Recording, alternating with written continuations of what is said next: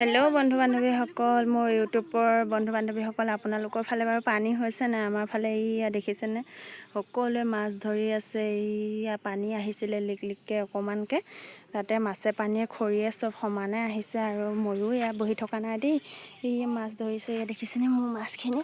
এইখিনি হৈছে মোৰ মাছ। এতিয়া দুবাৰমান ধৰিলোঁ, দুবাৰমানতে এইখিনি মাছ। আৰু সকলোৱে ধৰি আছে, আৰু এফালৰ পৰা মোক জোকাই আছে। এয়া মাছ। আৰু এইফালে এইখিনি মানুহে সেইফালে আঁঠুৱা পাতিছে, লাঙি জাল পাতিছে, তাৰপৰা ওপৰৰ তলে চব মানুহে ভৰি আছে। এইফালেও আছে, এইবিলাক মানুহ দেখিছেনে বাৰু? আপোনালোকে জনাবচোন, আপোনালোকৰ ফালে বাৰু পানী হৈছে নাই? যিহেতু আমাৰ অসমখন পানী প্ৰধান দেশ বুলি ক'ব পাৰি, পানীৰ কাৰণে বিখ্যাত, নহয় জানো? আৰু এয়া এইবাৰ মই জালখন দাঙি চাওঁ উঠিছেনে নাই।